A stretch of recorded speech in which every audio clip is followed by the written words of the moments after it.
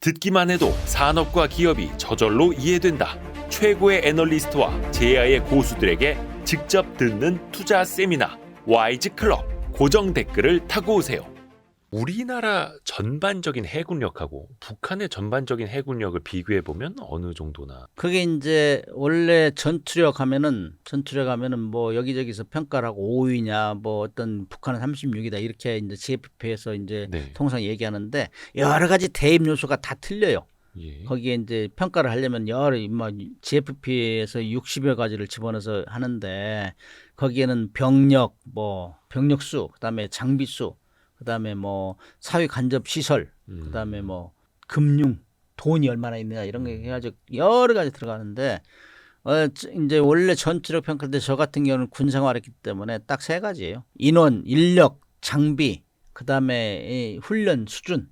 요것이 전투력을 표시하는데 네. 인력은 북한은 뭐 인력은 노동비가 싸니까 또 예. 임금이 싸니까 인력은 거기는 군 128만 명, 우리는 48만 명이에요. 예. 엄청나게 차이 나죠. 예. 이번에 그 폭풍군단 파견할 때 봤어요? 그 우크라이나요? 못 먹고 못 살아요. 네네. 옴락출망하잖아 군인들이. 네네네. 작죠 다. 네네. 모타리가 작잖아. 네. 그래서 이제 아무튼 뭐든지 이 인력이 있어도 그거는 게릴라 재력으로는 우수하죠. 근데 일단 그거는 앞서요. 그다음에 장비는 우리가 이제 현격이 앞서죠. 숫자도 북한이 앞서요. 탱크 같은 경우만 예를 들면 4,300대 우리는 2,200대 그런다고. 네네. 근데 절반. 그다음에 다연장포 이런 것도 뭐 절반의 수준이고 공군 전투기도 우리가 절반 숫자는. 근데 공군 전투기 같은 경우는 뭐 미그 17, 뭐 19 이런 것들은 뭐 1950년도에 생산된 거기 때문에 아주 열악하다. 그다음에 함정도 우리 북한은 740척 전투함. 근데 작은 것들 다 포함해 가지고 우리는 140척인데 우리는 뭐 최고 수준이죠. 이지스 구축함 이런 것들은 뭐 세계 전투함 중에 제일 싸움을 잘하는 배이기 때문에 우리 미사일 한 발급보다 그 값이 안 나가는 함정도 많아요, 북한은. 그래서 그런 것들 보면은 그다음에 우리가 이제 통신 감청이나 그다음에 위성에서 보면은 북한의 훈련 수준을 보는데 훈련을 거의 못해요. 돈이 없어서. 기름이 있어야 뭐 훈련할 거 아니에요. 그래서 그런 거 보면 인원, 장비, 교육 훈련 이 수준에서 따져보면은 아주 열악하다. 숫자는 일단 많다. 그러나 그 성능으로 압도하고 특히 우리가 이제 인공위성까지 우리 취약하다는 우리 인공위성 감시 기술, 우리 지금 인공위성 네. 세 개 3호까지 올렸잖아요. 올라갔죠. 3호까지. 그래서 그런 것들도 계속 뚫어지게 쳐다보고 있고, 그다음에 이제 뭐 전쟁이라는 거는 돈 없으면 이길 수가 없어요. 시작은 건드려 놓으면은 바로 당하기 때문에 우크라이나 전쟁 같은 경우는 돈이 없으니까 계속 빌려서잖아요. 뭐 장거리 미사일도 없어가지고 빌려주세요. 그거 쏠게요. 그래서 허락받아서잖아요. 북한이 그런 상황이기 때문에 그래서 북한이 지금 그런 걸 타개하려고 러시아에 지금 병력을 파견한 거예요. 그래. 에너지, 식량, 뭐 그다음에 군사기술 습득 이런 것 때문에 파견했기 때문에 요약한데 북한의 군사력은 인원이나 장비 수에서는 우리보다 압도하다. 그러나 성능 면에서는 우리한테 아주 처지고 운용하는 훈련 수준이나 이런 거 볼 때는 상당히 우리하고 전투 비교 안 된다. 그래서 우리가 뚫어지게 우리 자산을 잘 운용하고 우리 군들이 제자리에서만 잘 역할을 하면은 북한의 위협은 그리 높지 않다. 그러나 중요한 거는 북한은 핵을 가지고 있기 때문에 언제 어떻게 쓸지 모른단 말이죠. 그런데 네. 핵은 인류 역사에 딱 한 번만 사용되었기 때문에 너 죽고 나 죽고 할 때 이제 핵을 쓴단 말이죠. 그러나 북한이라는 나라는 항상 불안하잖아요. 정권 유지가. 네. 그렇기 때문에 에이 이래도 죽고 저래 죽고 하면 터트리자. 그래서 작년부터 계속 북한이 얘기하는 거예요. 아 우리 핵무기 가졌다고 공갈무기 아니야. 우리 진짜 소형화해서 남한을 핵무기로 평정하겠어 하고 계속 훈련하잖아요. 지금 훈련하고 있으니까 미국 같은 데서도 야 이거 진짜 전쟁 이러다 전쟁 나는 거 아니냐 우려하는 사람이 많아요. 그래서 보다 더 우리가 감시를 철저히 하고 우리의 장비를 능력을 최대한 발휘하면은 북한이 함부로 건드릴 수 없다. 그래서 핵무기에 대해서 그래서 아무리 우리가 전투를 잘하고 해도 핵무기하고 재래식 무기하고는 비교가 안 돼요. 그렇기 때문에 우리도 핵무기를 가져야 된다 하는 여론이 아주 비등하고 있죠. 그렇죠. 그래서 일각에서는 트럼프 2기 시대를 잘 이용을 해야 된다 이렇게 또 이야기를 하고 있는 거고요. 중국도 최근에 해군력을 또 엄청나게 끌어올리고 있잖아요. 거기는 항공모함 이런 것도 있고 어느 정도나 될까요? 비교를 굳이 우리랑 같이 하자면. 중국은 이제 미소 냉전이 끝나고 나서부터 중국은 해군력을 급속도로 팽창시켰어요. 예. 발전시키고 미국은 미소 냉전이 끝나니까 반대로 이제 뭐 저기 메인 애니미가 이제 없어졌으니까 이제 좀 소홀히 했다고. 우리한테 누가 넘겨? 그렇게 하면서 뭐 군함 건조도 좀 게을리하고 그다음에 투자도 안 하고 그러니까 그 사이에 중국이 엄청나게 고속으로 성장을 했어요, 해군력이. 그래서 지금 어느새 이제 군함뿐만이 아니라 상선 건조 능력도 네, 미국보다 233배가 많다. 예. 그렇게 얘기를 해요. 그러니까 미국도 이제 급하죠. 그다음에 이제 요즘 중국에서 계속 떠드는 것 중에 하나가 대만 점령이잖아요. 그러니까 거기에 대비를 해야 된다는 차원에서 미국에서 이거 뭐 큰일 났네. 이거 장난이 아니네. 전투하면은 지금도 이제 미국이 함정 톤수에서는 중국을 능가해요. 450만에서 500만 톤이고 중국은 250만에서 300만 톤. 원래 해군력 비교할 때는 총 톤수로 하는 게 있고 척수로 하는 게 있는데 네. 총 톤수에서는 아직도 미국 우위에 왜냐 항공모함이 많잖아요. 그다음에 뭐 와스크급 이런 강습 함정 이런 것만 해도 뭐 다른 나라의 항공모함이라고 다른 나라에서는 그거는 뭐 거의 강습 함정이라고 하는데 예. 그런데 뭐 이지스 구축함 수준 그다음에 뭐 호위함 이런 것들은 이미 중국이 숫자적으로 앞서 있어요. 그러니까 숫자로. 다급하고 그래서 미국의 군함 건조 능력을 계속 가속화 시키려고 하는데 협조를 안 누르는 협조가 미국이 다시 시동 걸기가 어려워요. 그리고 뭐 군함은 수리 들어가서 제대로 나오는 게 수리 기간 내에 제대로 나오는 게 40%밖에 안 된대요 요즘. 그러니까 급하죠. 뭐 함정 척수도 적지, 그다음에 군함 수리 들어가라고 해도 안 되지. 태평양에 나와 있는 군함이 제일 많은데 그 군함들 본토로 수리 들어가라면은 가면 뭐 재료도 못 나오니까 전력 공백이 생기잖아요. 네. 그래서 지금 최근에 들어서 하나오션에 군수지원함 2척을 맡겨가지고 지금 정기 수리를 하고 있어요. 수리. 그걸 MRO라고 하는데 네. 이 MRO라는 거는 군함이 생겨가지고 퇴역할 때까지 전반적으로 이렇게 수리 관리해주고 뭐 오버홀 수리해주고 이런 것들 하는데 그런 거를 할 수 없으니까 지금 한국과 협력을 하는 거예요. 그래서 우리가 지금 이거 참 좋은 기회다. 우리가 지금 EU에서 지금 무기 수출을 엄청 특수를 누렸는데 그것이 영원히 갈 수 없잖아요. 전쟁이 끝나면 우리 힘들잖아요. 그래서 우리 뭐 그걸 시장 다변화해야 된다 이런 얘기가 많이 나오는 상황에서 지금 미국에서 우리한테 손을 벌리고 있는 상황이란 말이죠. 그래서 미국하고 협력해서 이제 그 수리뿐만이 아니라 미국의 새로운 함정, 신조 함정 건조할 때도 같이 하자. 네네. 군함도 건조하고 그다음 상선도 건조해가지고 같이 팔면 되지 않을까? 그렇게 하려면은 고위급부터 뭐 실무자까지 잘 협력이 구축이 돼야 돼요. 그렇죠. 트럼프 대통령이 일단 얘기를 했단 말이죠. 11월 7일 날인가 이제 윤 대통령 통화하면서 한국의 조선업 능력이 필요하다. 그쵸. 잘 알고 있다. 이런 얘기했기 때문에 그런 분야로 앞으로 굉장히 이제 협력이 그 채널이 구축될 거예요. 그러기 위해서는 우리가 막 사전에 준비도 하고 그래야 되는데 지금 상당히 전국이 불안하니까 그런 루트 개설이 안 되는 것 같아요. 안타까워요. 이게 사실 미국 입장에서도 조선업을 할 수 있는 우방은 한국과 일본밖에 없는 거고 중국한테 맡길 수 있는 것도 아니고 근데 또 MRO 그러니까 수리 정비까지는 한국 조선소에서는 시켜주지만 실제로 신조 새로운 배를 만드는 거를 또 한국에다 맡기기에는 또 이제 미국에다 와서 조선소 짓거나 이쪽에다 더 투자해서 만들어라 또 이럴 수도 있잖아요. 그래서 이제 미국의 법이 그걸 허용 안 해서 그랬는데 이미 존스법하고 뭐 그런 법들은 이미 와해되고 있어요. 이미 우리한테 MR로를 요청했다는 거는 우리가 이제 전기수를 요청했다는 거는 그런 법이 와해되고 있다는 거예요. 자기들이 필요해서 하는 거니까. 그리고 뭐 전투함도 이제 수리를 의뢰하려고 해요 지금. 이지스 구축함 같은 것도 이 5척인가 정해가지고 한번 수리를 샘플로 맡겨봐라 이런 지금 계획을 가지고 있어요. 그렇기 네네네. 때문에 자기들이 필요하기 때문에 우리는 거기에 빨리 들어가야죠. 들어가서 그런 방향으로 발전을 시켜야죠. 그 이지스함이 그 배의 한 종류라고 보면 되는 거죠. 이지스라는 말은 그리스 말로 신의 방패라는 뜻인데 이 대공 방어 능력이 출중해요. 그래서 이제 적의 미사일이나 항공기로부터 배를 보호하는 데는 으뜸에 으뜸. 요격을 하면서요. 그래서 이제 미사일 능력이 뭐 최소한 3중 4중 방어를 한단 말이죠. 자동적으로 자기 교전을 하는 거예요. 1000km 이상에서 뭐 1000개의 표적을 동시에 잡아내고 20개의 표적까지 공격을 할 수 있어요. 20개의 표적까지 동시에. 예, 그렇기 때문에 이거는 뭐 현존하는 전투함 중에 제일 전투 능력이 출중하다 이렇게 표현하고 그다음에 제일 비싸요. 그래서 이 이지스가 전투 체계인데 전투 체계 이름인데 전투 체계는 미국에서 개발한 거예요.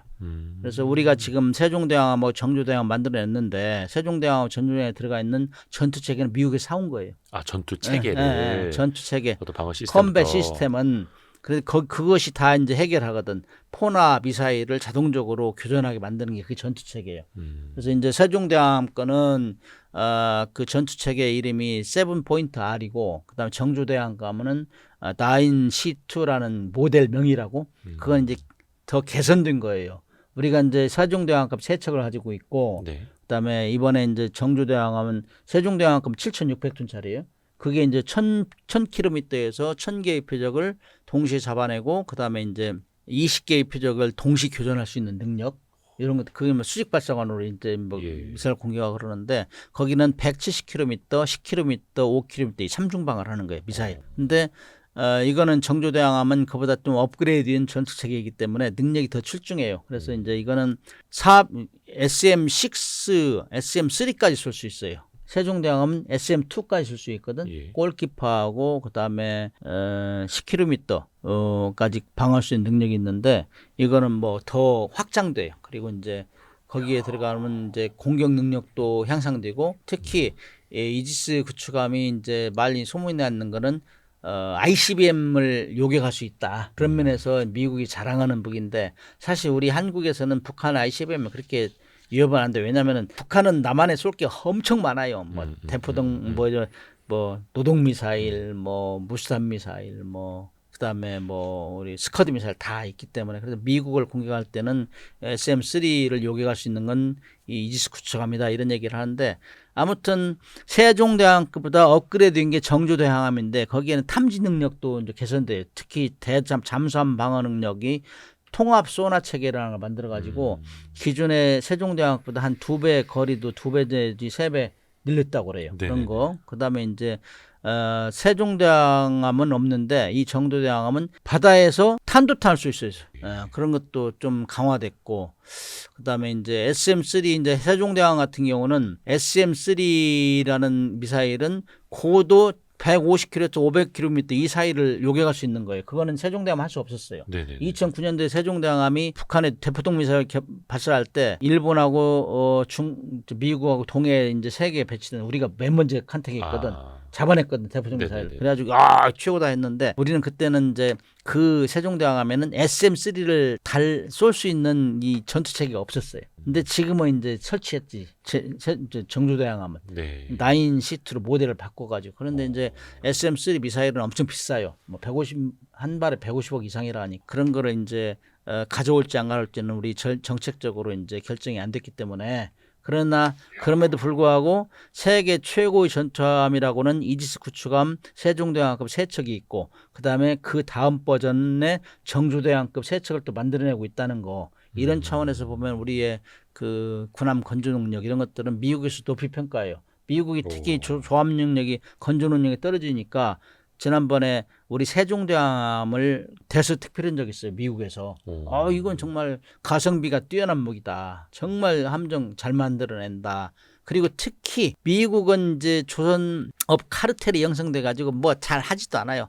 수출도 관심도 없고. 그래 계속 쇠락의 길을 간 거지. 가격이 이 노조가 발달되어 가격이 우리보다 3배, 4배 비싼 거야. 그러니까 한국에서 건조하면 싸고 양질에 최신형이고. 그랬더니 인기가 좋죠. 그래서 이 기회에 이제 우리 트럼프 대통령이 손을 벌렸기 때문에 이걸 잘 살리면은 우리가 이제 또 군함 수출에 활로가 개척될 것이다. 그런 소망을 해보죠. 이미 또 우리는 이지스함을 비롯해서 자체 건조로 또 다 하고 있기 때문에. 근데 이지스함이라는 것도 어느 나라에서 만드느냐에 따라서 스펙도 달라지고 성능도 다 달라지는 거고 교수님이 평소에도 이제 우리나라도 이제 항공모함을 보유해야 한다 이렇게 주장을 하시더라고요. 근데 사실 이게 현실성도 좀 따져봐야 되죠. 항공모함이라고 하면 그 위에 이제 뭐 전투기들도 이제 올라가야 되는 거고 그런 현실성과 필요성을 좀 같이 말씀해 주시죠. 조금 전에 얘기한 대로 가성비가 뛰어난 무기가 뭐냐 이런 논란에 이제 휩싸여 있는 거예요. 왜냐 우리가 이제 과거에 우리가 군사력 건설할 때는 대북 네. 견제 세력이 1번이었어요. 예. 북한만 누르면 되는 거예요. 아하. 특히 이제 해외 공군 같은 경우는 우리 작전 계획 507에 보면은 대북권 3 이상 되면은 미국이 항공모함 전단 4개가 와요. 그렇기 때문에 해외 공군 같은 경우는 항공모함에서 공군기 지원하고 예. 함정도 미국이 싸워주고 하니까 우리는 뭐 거의 할 게 없죠. 그래서 해외 공군은 거의 신경도 안 쓰고 대북 우위. 북한은 조무래기 함정이 많잖아요. 그래서 거기에 대응했는데 이제는 우리가 그동안 국력을 바탕으로 해서 해군력을 건설하고 이제는 뭐 이지스 구축함까지 건설하고 만들고 독도함도 14,500점 만들어내고 그다음에 상륙함 이런 것도 아주 훌륭한 게 많아요. 세계적으로 수준이 많은데 그래서 북한은 이제 압도했다고 평가하는 거예요. 그런데 미군이 우리의 영원히 있을 것 같아요? 그렇지 않잖아요. 또 뭐 대만이 위험 아니 지난번 가겠죠. 트럼프 일기 때 방위비 500% 올려달라 안 올려주니까 미군 철수한다고 만지작만지작 했잖아요. 그게 현실이라고. 그래서 야 우리도 이제는 과거에 그러면 누가 우리를 유린했느냐. 일본하고 중국하고. 우리를 완전히 짓밟았잖아요. 미군이 있기 때문에 우리가 6.25 전쟁 끝나고부터 한미 동맹이 결성해가지고 미군이 있기 때문에 안 건드는 거예요. 그럼에도 불구하고 2006년도에 일본이 건드렸잖아요. 독도 침범하려고 했잖아요. 예. 그런 것들이 나타난다고. 중국은 지금도 막 이해도 와서 막 기동하고 시위하고 동해 자기들 마음대로 왔다 갔다 이런 현상 있기 때문에 불안하죠 우리. 그래서 북한은 이미 압도하고 이제 중국하고 일본이 미군이 떠날 거에 대비해서 우리를 대비해야 된다. 그런 와중에 중국은 지금 항공모함이 3척 만들어냈어요. 예. 뭐 2030년대 중반까지 뭐 6척을 만든다는 얘기가 들리고 일본은 원래 항공모함 강국이에요. 예. 2차 때 뭐 일본 미국보다 더 많았으니까. 예. 그런데 그것이 이제 전후에 이제 미국이 이제 자기를 지켜주겠다 하니까 안 만들어서 그렇지. 그런데 일본도 싹 중국 핑계대면서 이미 항공모함 이즈모크 27,000톤짜리 2개를 항공모함 해가지고 수직 이착륙 실었어요. 네네네. 그러니까 불안하잖아요, 우리도. 그래서 우리도 중국하고 일본하고 우리를 견제를 하려면은 우리가 똑같은 수를 갖기는 벅차다. 왜냐, 미군도 여기 있고, 그다음에 똑같은 숫자로 하려면 돈도 많이 들고, 네네. 전투에서 이기려면 똑같은 대등한 숫자를 가져야 돼요. 그런데 그렇죠. 우리가 이기기는 쉽잖아요. 그러나 중국이나 일본이 우리를 건드리면 나한테 건드리면 뼈라도 팔 하나도 부러뜨릴 능력이 있어야 된다. 근데 중국이나 일본이 우리한테 오면서 창을 2m짜리 가지고 이게 항공모함이라 하면은 우리는 구축함 뭐 몇천 톤짜리 가져가면 1.1m도 안 돼요. 그러면 상대가 안 되는 거예요. 원래 항공모함이라는 건 항공기의 전투 반경을 늘리는 거거든. 응? 그렇기 때문에 실어가지고 멀리 추사하는 거기 때문에 우리는 뭐 중국이 항공모함에 다 붙어가지고 우리를 공격해도 우리는 갈 게 없잖아요. 멀리 나가서 싸워야 되는데 우리 국토를 전장으로 만들면 안 되잖아요. 우크라이나 같이. 나가서 싸워 못 오게 해야죠. 바다에서 오는 적은 바다에서 막는다 이게 개념인데 그게 안 되니까 우리도 아니 중국이나 일본이 어떻게 할지 몰라? 거기에 우리 최소한의 대응 우리를 못 건들게 하자. 이래서 이제 항공모함 만들겠다. 항공모함은 돈이 많이 드니까 국민들이 반대한단 말이에요. 미군이 있는데 뭐 항공모함 필요하냐 이렇게 막 떠드는 사람이 많아요. 돈이 많이 들어가니까. 그래서 우리가 만들어낸 게 경항모 그러면 대형 항모는 아니고 그렇게 하면서 최소한 우리를 깜보지 않게는 하자. 이렇게 해야지 시작을 했는데 거기에 들어가는 항공기가 문제죠.